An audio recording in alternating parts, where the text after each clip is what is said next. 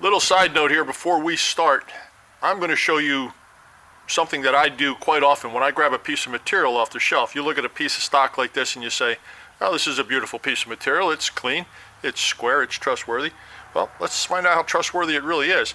Because depending on how deep you have this thing jammed into your vise as you're working on it, you may encounter little discrepancies that you didn't realize were there. And very much like a large thin wall extrusion, you can accept or expect these surfaces to be dished from the process. I really hope that I can capture this, because this is well worth looking at. Look across the plane here at the paper when the scale goes down.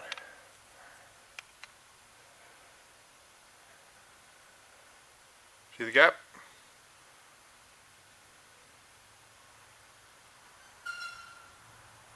Let's try this side.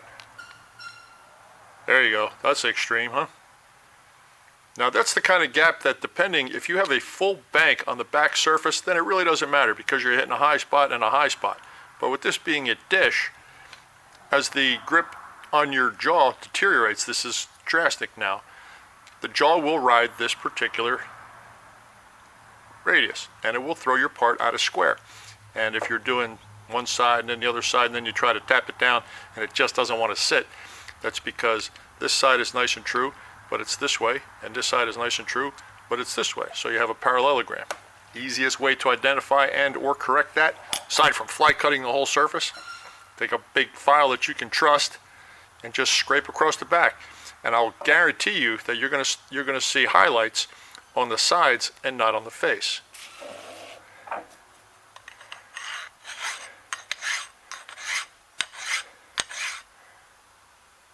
Okay, those are the high spots. The more you file on this, the harder you press with this file, you'll see these track marks start to get wider and wider and come together, and ultimately you'll see superficial scratches in the center. But make sure your file is clean, and that's really all it takes. So if you want to trust it, work the block. And if you have a nice wide track mark on the outside and one on the inside and one here, and you think you've got enough banking surface, well then go for it. But I'm going to work on this for a couple minutes. I'll show you what I got as soon as I'm done. But you really need to be aware of that. What appears to be flat and true and trustworthy isn't always. I'm going to make a jig out of this, and I want to start with something good, but I don't feel like fly cutting it. Back in a minute. We're talking about 3 or 4 minutes worth of good heavy file. Make sure the file stays clean if you want any type of non-really torn up surface. You can see how the sides came together. The high spots came out as it starts to blend towards the center, and you start to get these scratches across the original extrusion. You know you're pretty close to being flat. Now to compare apples to apples here, let's do this. Look back at the paper, okay?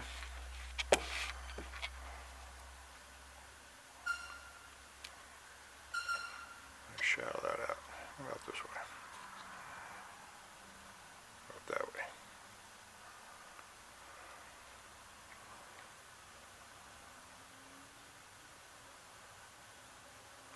I would say that's a win.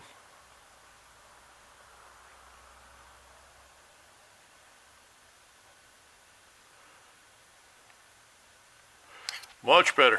This will be the side that I'm going to put down against the parallels, and yes, I am going to mill another 5/64 rib on here and use this as a locator block for the bore on the crank center line. If you're not going to use, big stretch, if you're not going to use your fixture from the original job, lop it off and do exactly what I'm going to do to this. Use this as a parallel. Mount it this way, squeeze your part, all is well, no messing around. But since I may do another one of these, and good news here guys, PM Research has consented to send me another model. I just need to pick which one it is.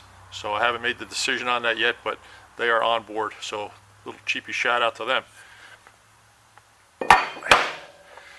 Let's cut a 5/64 groove on here, and I will tell you exactly how I did that right after I do it. It's not going to be a big deal. Straight up in the vise, mill, elevator rib in the center.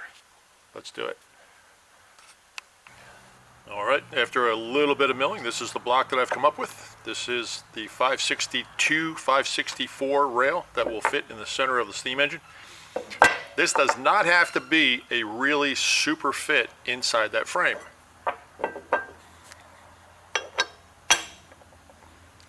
It is okay if there's motion side to side, because when you anchor this, when you sit it in your vise, just simply press down on this and force the upper surface against the upper surface.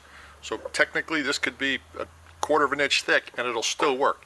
It is strictly a parallel relation device. That's all it is.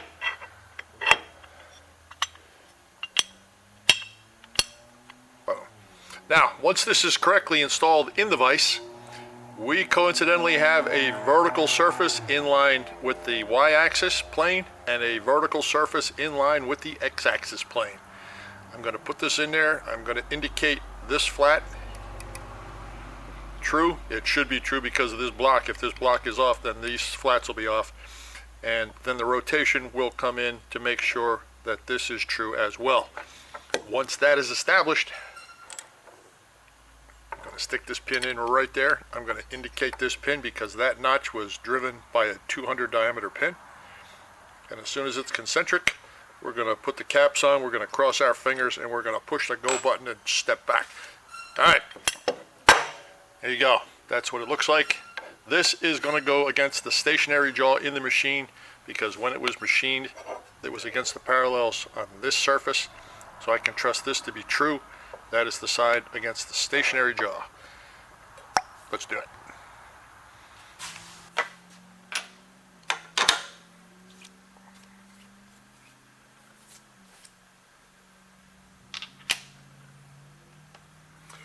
Whatever size block you make sure it fits between the ground areas on the vise. Make sure that no part of this casting comes in contact with that back jaw that you don't want to come in contact with it. The cylinder mount area in the front is clear of the back jaw, not by much, but it is clear. And there you go. Using a 1, 2, 3 block on the other side. And I am a big fan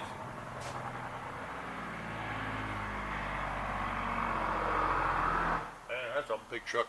Alright, I am a big fan of when you make a jig and you close your vise, feel everything. Feel its seat.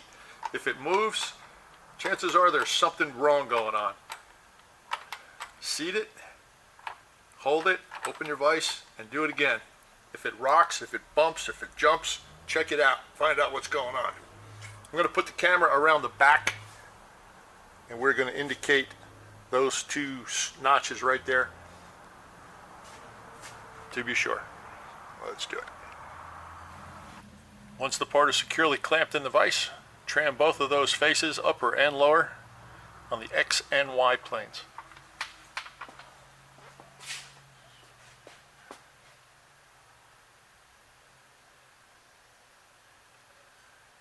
Careful the indicator body does not hit casting on the way up and down.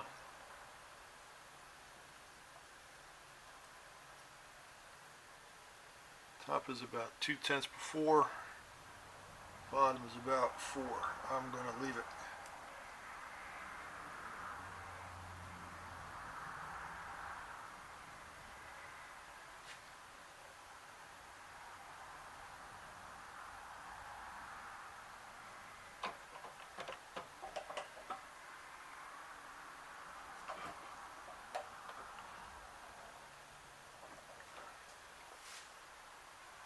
With this part laying on a surface plate right now, the lower journal on this crank is 1/1000th higher than the top when I indicate it. So that's exactly what I'm going to look for here. 0 on the top, 1/1000th on the bottom.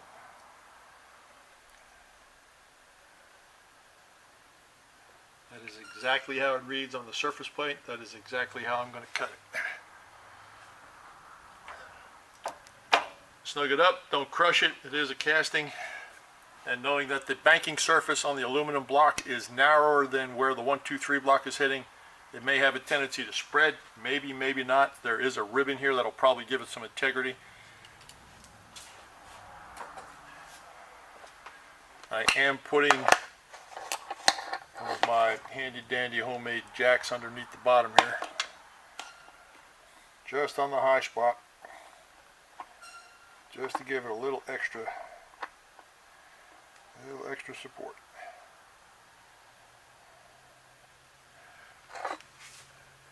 And that is the setup. Let's get a pin in here, get the concentricity dialed in on the X and Y, get ready to cut it. This is a 203 drill blank, 13/64. I am going to indicate this concentric to the XY with the vertical and rotational established. Concentric alignment is the only thing left to do. This is probably going to be about 1/1000th off of location because this is a 203 pin and not the 200 pin it was calculated for. The vertical alignment of this pin is dead nuts to the machine. Dialing in the concentricity. If I wanted to make a shift in and down, I could. That would be a way to correct this. But the parting line cord at a 3/8 diameter is so narrow, I guarantee it's still going to drop in. Besides, it's 1/1000th of an inch off. It's still within the 5 on the allowable 3-place decimal. Just look for the same reading all the way around, which is what we have. And you know what? I'm going to do that anyway. I'm going to shift a half in and a half over, just because.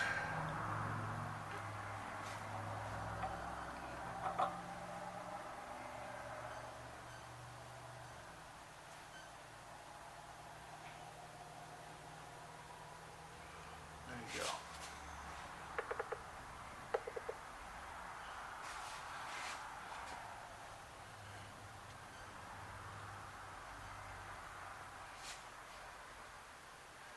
First thing we've got to do now is get everything pulled away,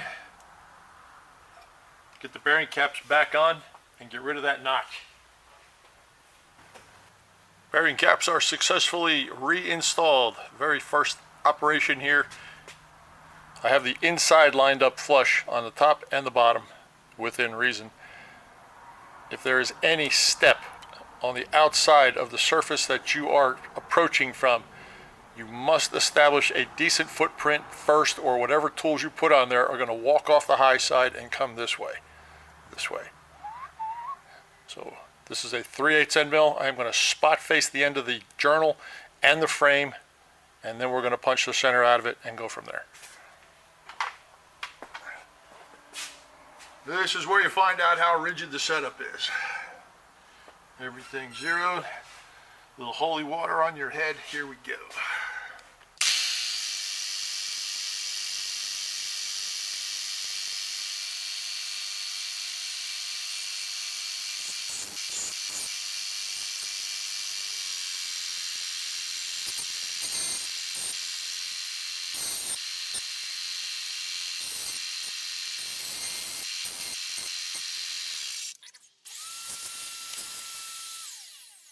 Concentricity of the spot face looks good. The 3/8 diameter will clean up the notch.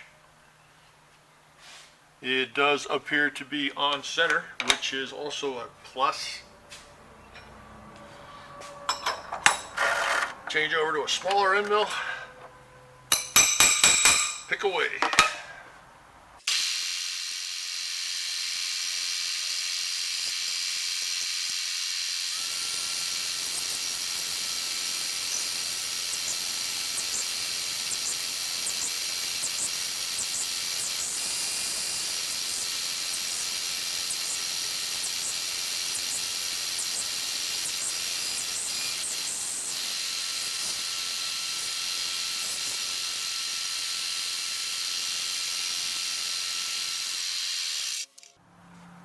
Got to pass the end mill all the way through to take the notch out on the bottom. There is no V-notch remnant left in the upper journal.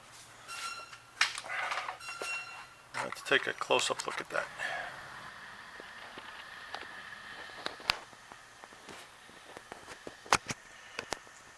The V-notch guide surface is completely gone. The mating surface between the frame or the base and the cap is absolutely invisible. That's good.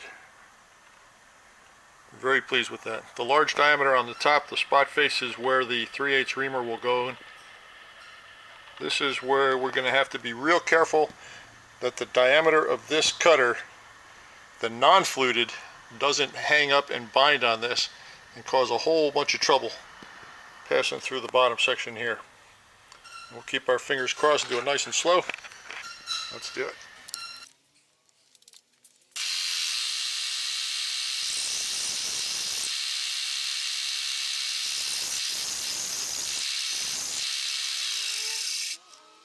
Man, I got to be honest enough to tell you, I'm not going to take the chance if this thing starts to scream and gets eccentric on me, and it's going to grab and blow, and I've got too many hours into this thing to blow it right now.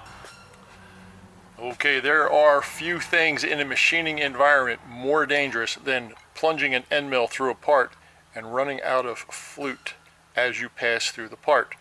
There is no guarantee that the cutting diameter of the end mill is the same diameter or larger than the shank unless you bought it that way. And the only thing that can make this situation worse is if the material you're cutting produces a powder which turns into a slurry, which turns into Loctite and can grab and blow, and everything goes south really quick. So 5/16 has already passed through the top. It's nice and clean. This is a 3/8 4-flute regrind. It measures 359. It couldn't get any more ideal. I just found this in my box. Well, I found it on the rack where it said 359. So I'm going to push this one through the top, still set on 0-0. Nothing has changed. I'm going to make the upper hole larger, take this out. I'm going to put this one back in, come down and do the bottom hole. That way I have no chance of any cast iron dust choking this end mill and pulling these screws out, making this thing jump, turn, and just absolutely ruining my day. Okay, bigger hole on top, smaller hole on the bottom. That's what I'm doing. I'm doing it because I can do it. So put that on your list of tools to buy if you're buying tools for this thing. Get yourself an undersized 3/8 end mill.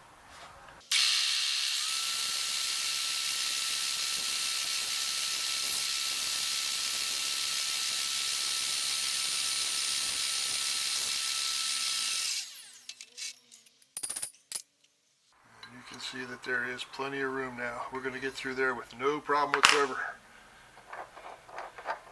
Top journal is going to act like a guide for the bottom journal. If you're concerned, put a piece of material in here, maybe even make this block a little bit longer and drill through this, drill through the block, and you let the block be your guide.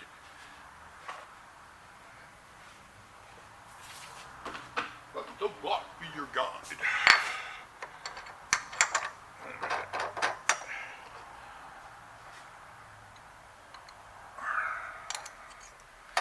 Now I feel better. That is just a really risky thing to do.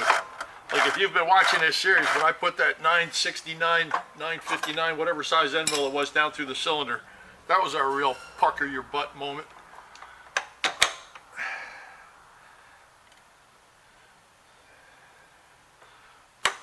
I don't like puckering my butt for anything, so here we go.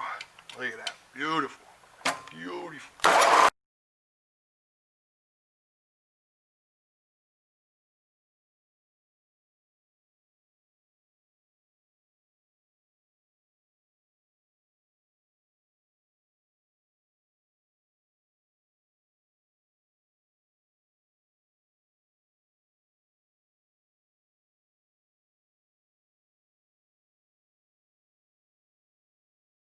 I'm now going to hunt down a drill the exact same size as my reground 3-flute or reground 3/8 end mill, and I'm going to drill down through this using this as a guide and open up the bottom hole for the reaming operation. So far so good. Yeah, we can all exhale now. I know I'm going to. If you are challenged with vertical space when doing an operation like this, because this can consume an awful lot of room, it is okay to chuck up your drill in your lathe. I'm just going to assume that you have a mini lathe or some other type of lathe you can do this with, and turn that shank down to a nominal diameter that fits in a collet. That'll buy you about 4 inches worth of travel and make life a whole lot easier. Luckily I have a much larger machine and I can make this look easy, but I know it can be a challenge for someone with a minimal Z height allowance. I'm going to go down through the top bore, clean the bottom one out, and then we'll see what size we have, maybe a second drill before we ream it.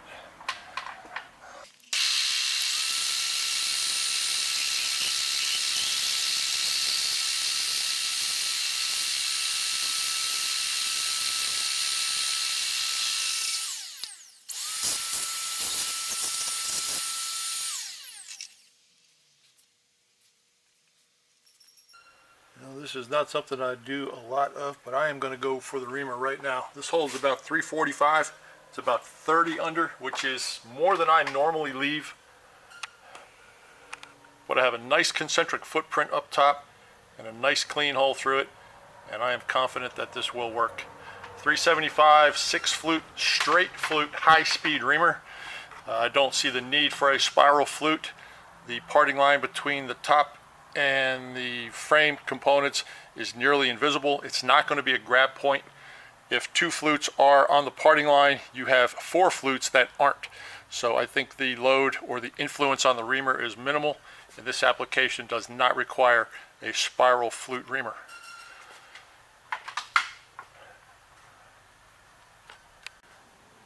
I am going to do a double reaming operation here just because I do not like the amount of material that the first one was going to take out. This is an undersized 3/8. This is a 370 reamer. It's still going to be taking out a little bit more than I like to take out. I like to leave about 15, 18 thousandths for a final ream on a hole this size. And this will push the other one to a 5 thousandths removal. I would rather have too little than too much. Let's do it.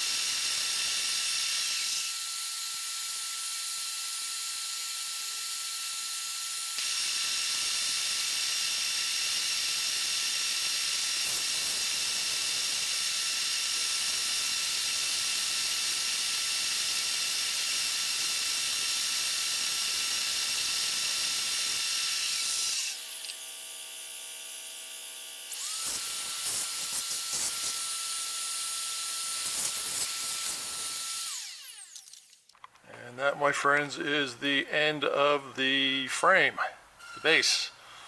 Let's take it out, clean it up, and see what we got. Okay, bores in. You cannot see the parting line on the cap.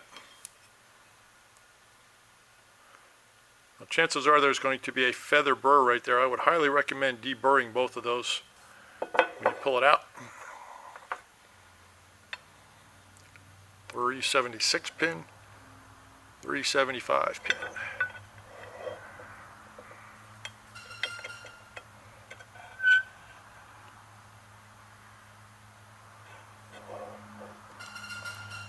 Watch this. Da, da, da, da. It just doesn't get any better than that. Look at that. There's like no movement in that. I'm in love with this thing right now. Beautiful. All right, 376 pin.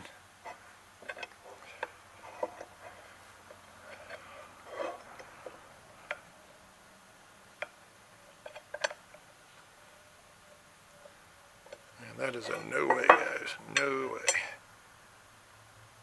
Oh, that's a good hole. 375 back in there. Let's take these off. Let's see if the crank pin goes in with the caps off. I'll know whether or not we hit that surface. Let's do it.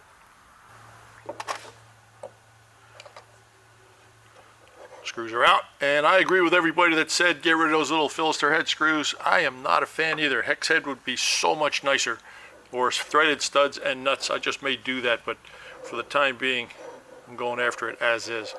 Now, I haven't done this off camera. I have honestly not.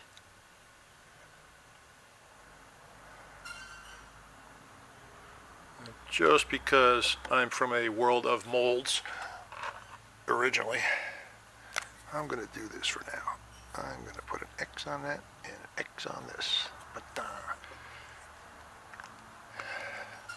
Anybody that's ever taken a mold apart knows about that, right?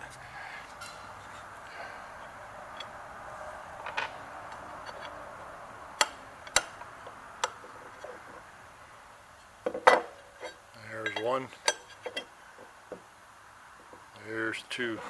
Let's check the cap, because if this is below center, it will not fit in the cap. Looks like George Washington, doesn't it? Okay.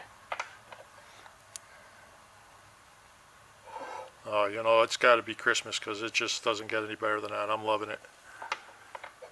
All right, I'm going to really push my luck here on camera and say, if this is truly dead nuts, and man, I'll tell you, it certainly looks pretty good. But in the world of looks pretty good, when it gets down to thousandths of an inch, it's not like smacking a 2x4 into place when it's a 1/16 of an inch too long. I'm going to take this cap and I'm going to turn it around, and I just got to know. It's what I got to know. All right, oiler hole up, oiler hole down, drum roll please. Oh my God, if this goes in, I'm going to be so happy.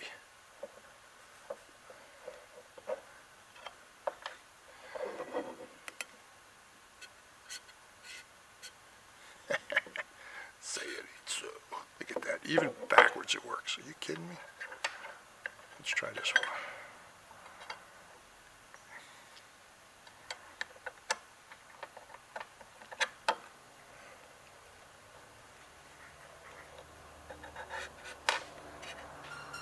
There's a little drag on it, but come on, you kidding me?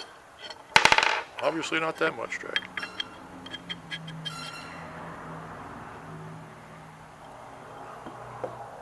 Look at that, even backwards it fits. That notch technique is so reliable, it's not even funny. You know you've done good if you can put your parts on backwards and they still fit. Just saying. Oiler's up. Here you go. Let's try this. I'm really pushing my luck now.